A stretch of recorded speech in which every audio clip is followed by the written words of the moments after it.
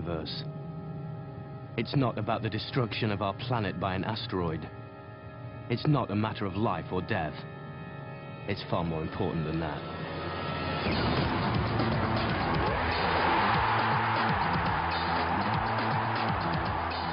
In one inspired moment, David Beckham scored the goal that is taking the England team to the World Cup finals.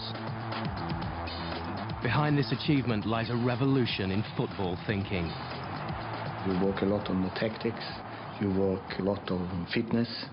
It's very difficult to do something more in those two things, but where you can do things are on the mental base, to practice your brain.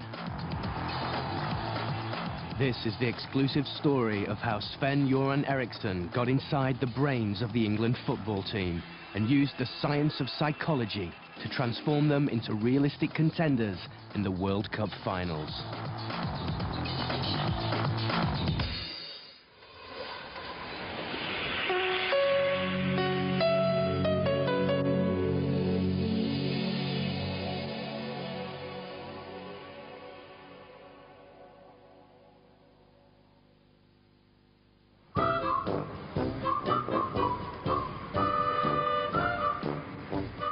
The England team are now the epitome of the modern football side.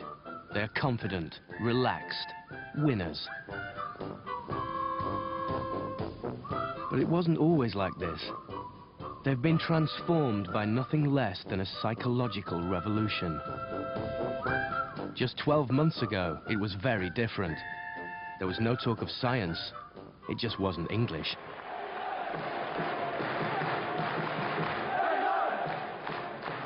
The team's first World Cup qualifying game was against the old foe, Germany. It seemed to be the most crucial fixture of the campaign, held on the home turf of Wembley.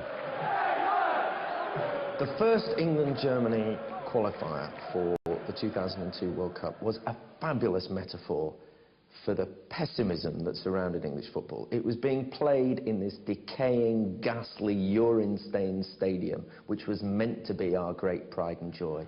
It rained for about 3 days beforehand and about 4 days worth of rain during the match. It was a foul day, a foul match. And there in the person of the England manager was Kevin Keegan. Keegan was a national hero. He'd been an outstanding player and embodied all the old-fashioned virtues of the English game: hard work and physical commitment. His sole psychological weapon was to appeal to his players' sense of patriotism. Kevin was very much in tune with the average football fan in this country, very patriotic, for St George in England and all that stuff. And I think he would often, you know, invoke that kind of thing in the dressing room. On a day that demanded England played well, something was clearly wrong. Patriotism was not working. 14 minutes in, Germany were awarded a free kick 35 yards from goal.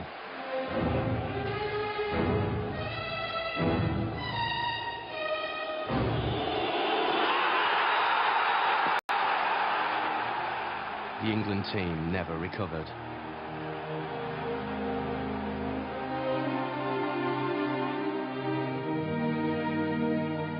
With the Germany game at Wembley, I think we had reached some kind of nadir, really. It was a low time. The team on the field just looked a mess. You know, square pegs in round holes, stretched out all over the place. No support for the man with the ball. It all just looked such a mess.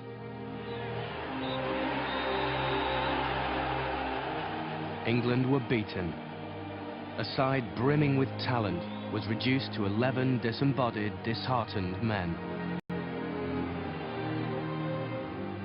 It was more than just a defeat. It was humiliating.